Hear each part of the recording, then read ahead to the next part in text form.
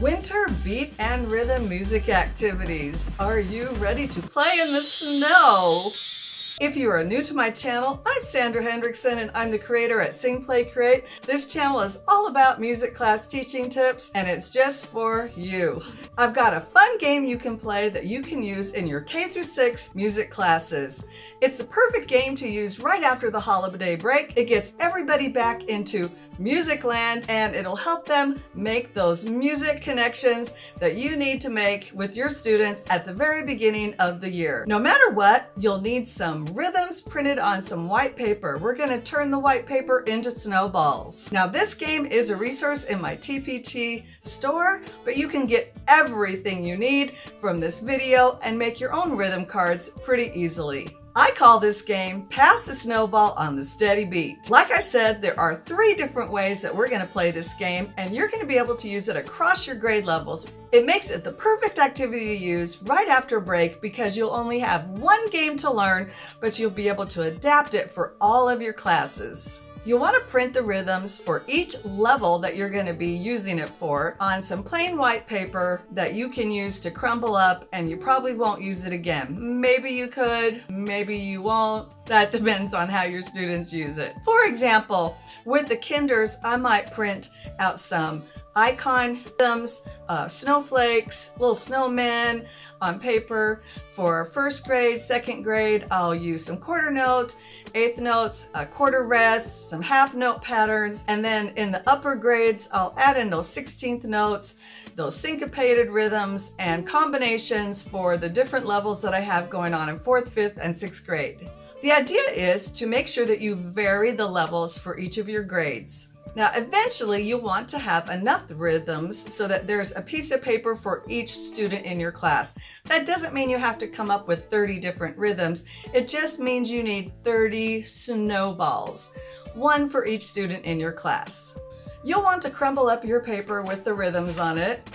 Not too much because they're going to uncrumble it. So just crumble it gently.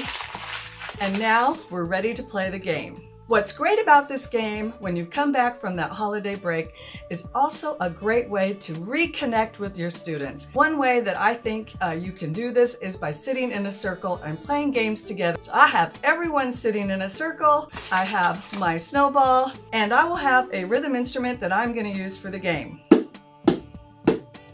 I have everyone do a little snow play warm-up when we're going to do this game. I could have them all pretend to go out into the snow, put on their hats, put on their coats, put on their mittens, their coats, zip them up, their boots, be ready to play in the snow. Brr, it's cold.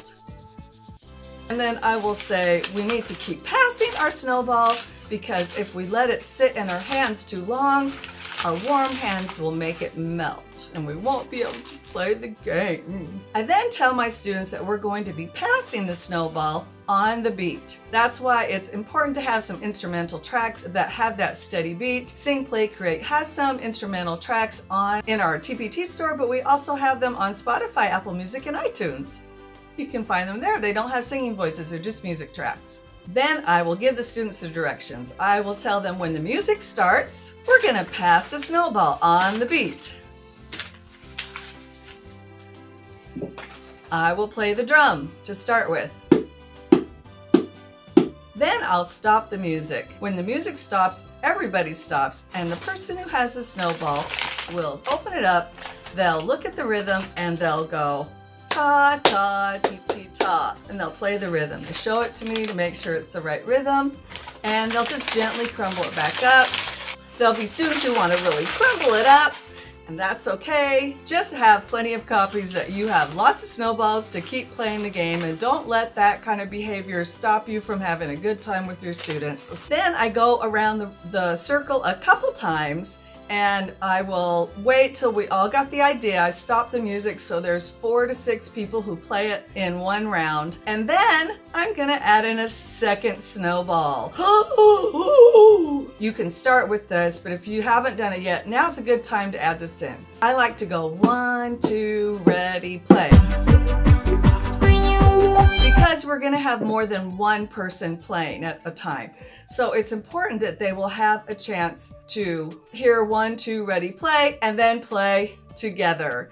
Hopefully. Maybe? Of course they will. No, they won't. I'm not sure. I hope. At this point, you can choose. You don't have to keep adding more snowballs. You could keep adding more snowballs.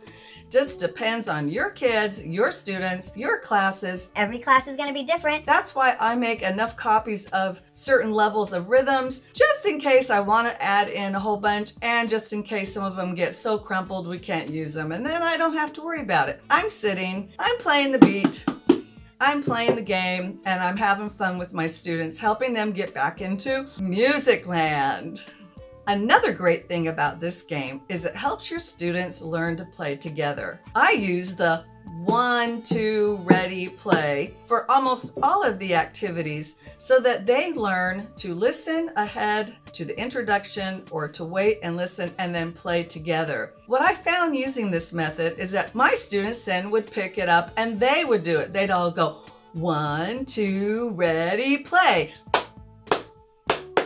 And they would all go together, and it's a pretty cool thing to see them take that over and do it. So this game is a great way to introduce it, reinforce it, practice it. Okay, now we're gonna take this game up to level 2. I love watching my littles do this. My kindergarten and my first grade students love to do this. I project one picture up on my screen of body percussion actions, and I keep it very simple. They're just gonna be clap, pat, stomp, click, or snap. Then I tell the student they can choose one of those actions to do when they play their rhythm. So if they get this rhythm, ta, ta, ti, ti, ta, they could choose to stomp it, clap it, snap it,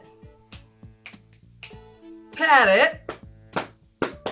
That's their choice on how to do it. I really want to keep the game moving though, so I don't want to do combinations at this point with this game. That's really not the point of it. So it does teach them though one action, and it really helps them learn what body percussion is, gets them up moving, which helps with attention. So that's another fun thing about this game and why it works in the music classroom. Now with your older students, maybe 3rd grade and up, you could say choose 2 actions to play the rhythm. I am just really careful about this right after the holiday break because I really just want to play the game and I want to focus on playing together and keeping the game moving and just reviewing the rhythms. So you'll just have to take note of what level they're at and what you think they can do, and that's up to you as a teacher.